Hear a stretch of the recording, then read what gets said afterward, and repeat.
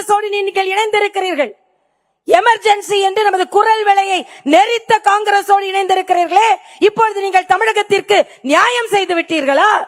பாஜக அதிமுகவுடன் இணைந்து கட்சியினருக்கும் மக்களுக்கும் துரோகம் செய்து விட்டதாக கூறிய திமுக எம்பி கனிமொழிக்கு பாஜக மூத்த தலைவர் தமிழிசை பதிலடி கொடுத்துள்ளார். சிறுபான்மையினருக்கு எதிராக, இஸ்லாமியர்களுக்கு எதிராக நிறைவேற்றப்பட்ட அந்த மசோதாவாக இருக்கட்டும், நீட்டாக இருக்கட்டும், இல்ல தமிழ்நாட்டுக்கு வரவேண்டிய நிதி அது நிறுத்தி வைக்கப்பட்டிருக்கக்கூடிய நிலையாகட்டும், இது அத்தனையும் எதிர்த்து குரல் கொடுக்கிறோம் என்று சொன்ன அதிமுக அதோடைய தலைவர் இன்று அவருடைய நிலைப்பாடு என்ன?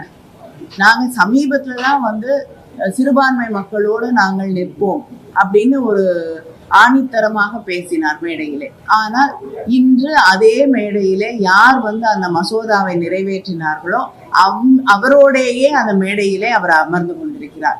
அதைவிட மோசமாக தன்னுடைய கட்சியின் தலைவர்கள், பேரறிஞர் அண்ணா, அடுத்து அம்மையார் ஜெயலலிதா அவர்களையெல்லாம் விமர்சித்து தரக்குறைவாக பேசிய ஒரு தலைவரோடு இன்று மேடையிலே அமர்ந்து கொண்டு கூட்டணியை யாரோ ஒருவர் அறிவிக்க இவர் அமைதியாக அதை கேட்டுக்கொண்டிருக்கக்கூடிய நிலை. யாருடைய தலைமையில கூட்டணி அமையுதோ அவங்கதான் அந்த கூட்டணியை பற்றி அறிவிப்பார்கள், பேசுவார்கள். இன்னைக்கு பேசக்கூடிய உரிமை கூட அவருக்கு இல்லாத ஒரு நிலையிலே கூட்டணி அறிவிக்கப்படுகிறது.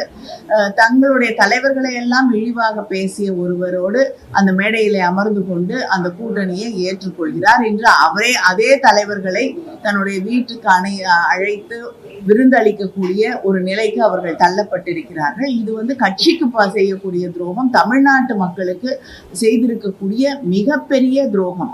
அதனால இதுக்கு தகுந்த பாடத்தை தமிழ்நாட்டு மக்கள் சொல்லித்தர. நீ அரசாள வேண்டும் என்று சொன்னாலும் அதே நிலை இல்லை, நீ இப்பொழுது அந்த வாய்ப்பு இப்பொழுது உனக்கு இல்லை என்று சொன்னாலும் அதே நிலை.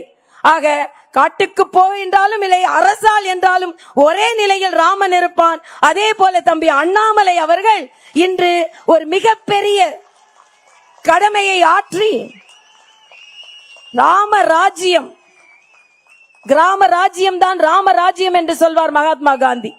ஆக அந்த கிராம ராஜ்யத்தை, ராமராஜ்யத்தை படைப்பதற்காக தமிழகத்தில் இன்று பாரதிய ஜனதா கட்சி ஒன்று கூடி இருக்கிறது.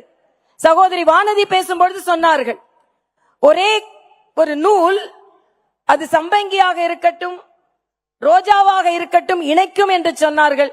நான் சொல்கிறேன், அது சம்பங்கியாக இருக்கக்கூடாது, ரோஜாவாகவும் இருக்கக்கூடாது, தாமரையாக மட்டுமே இருக்க வேண்டும். எல்லாவற்றிலும் தாமரை இருந்தால் மட்டுமே நம்மால் வெற்றி பெற முடியும். இன்றைய காலகட்டத்தில் மரியாதைக்குரிய அண்ணன் நயினார் நாகேந்திரன் அவர்கள் வெற்றிகரமாக எதையுமே செய்து முடிக்கக்கூடியவர்.